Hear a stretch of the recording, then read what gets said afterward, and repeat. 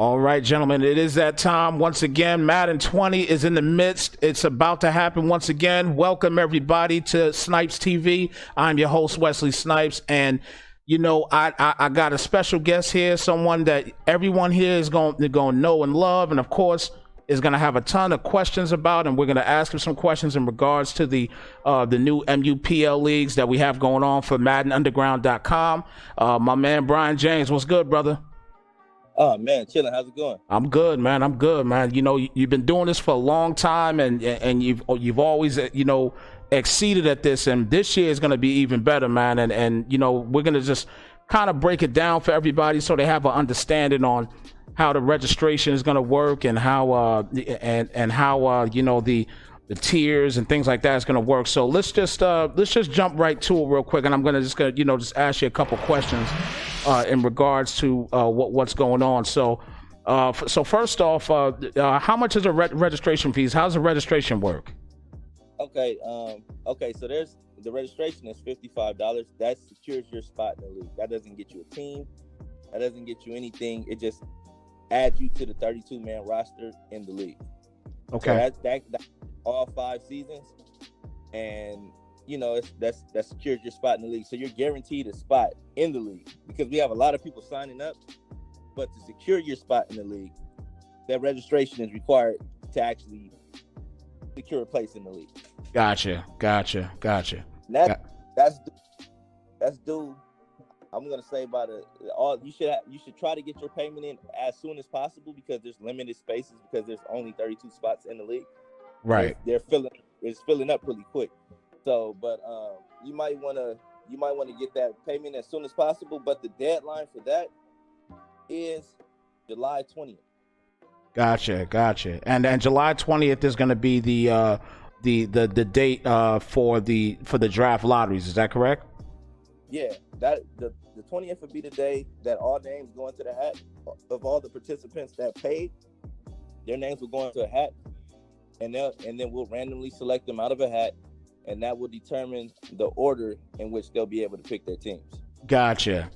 Completely understood. And actually, as we're sitting here discussing everything right now, Red RZA actually just paid for one of his leagues currently as well too, as we're sitting here discussing it. So okay. So obviously we can see that you know as we're sitting here talking about it, people understand and they're getting to it. You know what I mean?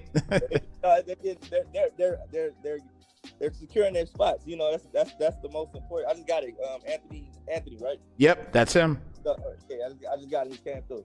But the most important thing is securing your spot. You'll have there's also a team fee, you know. So that's the next thing, the team fee, right? Right. And that could range between $20 and $50 being the max. And that's and this is the tier system that we're talking about as well right now, right? Yeah, that's definitely based on a tier system. So what we did was we're gonna grade the divisions, like not divisions, but each division, each team in each division will be graded by their overall. So if you're the best team in that particular division, your team would be a tier 1 team. So gotcha. Say for instance, let's use the NFC East as an example because I know you're a Giants fan. Yes, indeed. So all right. So let's say the Cowboys. The Cowboys they'll probably be the highest rated team in that division, you know. So they'll be the tier 1 team. So that team you'll have your $55 registration fee, and then you'll pay additional $50 after after the lottery when it's time to pick your when it's time to pick your team on draft day. When it's time to pick your team, you'll pay an additional fee of $50 if you so choose to select the Cowboys. Now, if you decide you want to take say for instance, like you're a Giants fan.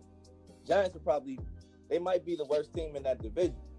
You ain't got to talk about my Giants like that. I'm just saying. I'm just saying that there's a possibility. So if they have the lowest overall in that division, that team will be worth $20. That would make them a tier 4 team. Gotcha. So tier 1 is 50, a tier 4 team is 20, a tier 2 team would be 40, and then the tier 3 team would be 30. So 50, 40, 30, and 20. Gotcha.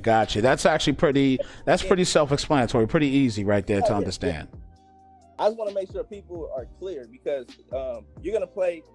Some people are saying, why not based it on all the teams overalls and things of that nature, right? And Right. my thing is, you're gonna play your division twice. You're not gonna play every team in the league twice a year.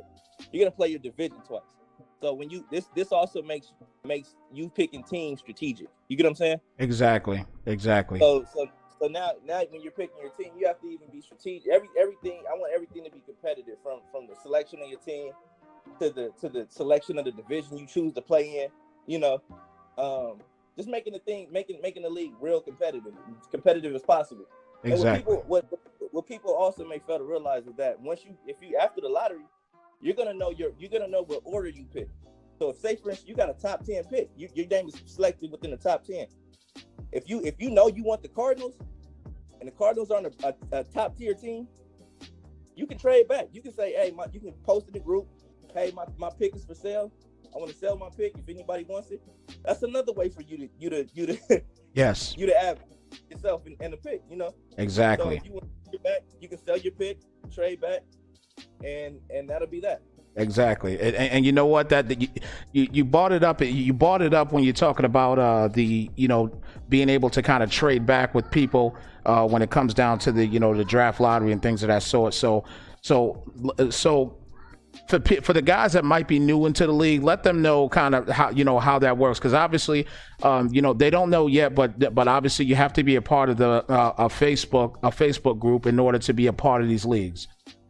Yes. So for the guys that don't like Facebook that much or what have you, just create a Facebook that's just built strictly for just for video gaming. That's it. It doesn't have to be anything crazy. You could just put your gamer tag on there or your PSN tag. Just put that on there, and then you could just create it that way.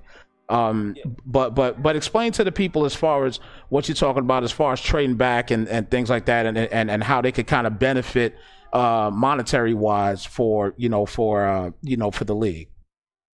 Okay, say for instance you pay your $55 to secure your spot, right? You're gonna get your pick. You're gonna find out what pick you are. What this does for everyone is, since we're not doing the team selection until the 11th of August, nobody will be choosing their team until the 11th of August. So this means that if you have the last pick, you can figure out a way to get to the top. Exactly. If you're at the top, you can monetize your top pick and work your way down to the bottom. You get what I'm saying? Gotcha. So that way it's not like, oh, I got the 32nd pick. I'm stuck with the trash team. And like I said, some people might say somebody might say, well, man, I don't think this team is worth this amount. I'm just gonna go ahead and take this team. It's gonna be good teams still sitting there because people are gonna look at things like that. Exactly. So that's why I said, like, by having the tier system, it kind of evens the playing field and things of that nature. Gotcha. Another thing I wanted to touch on too is that with those tier 3 and tier 4 teams, there's also incentives for taking those teams. Right. So say for instance, you take the Giants, you'll get one development for one player on offense and one player on defense, since the Giants are a tier 4 team. So that means if you got a normal player, you can make him a quick development player as long as he's 70 overall or below. Gotcha. So you can, with a tier 4 team, you'll get one player on offense and one player on defense. With a tier 3 team, you only get one player to do that with. Gotcha. And obviously there's no incentives for the tier 1 and tier 2s, correct? Tier 2 teams, those teams are going to be, ready to go, because those are probably the top 2 teams in each division. Gotcha. So, okay. Gotcha. I see what you're saying there, and I was going to obviously ask about those developmental incentives as well too. And but again, it's good that you broke that down. But I think the biggest thing, obviously, that everybody's going to want to talk about now is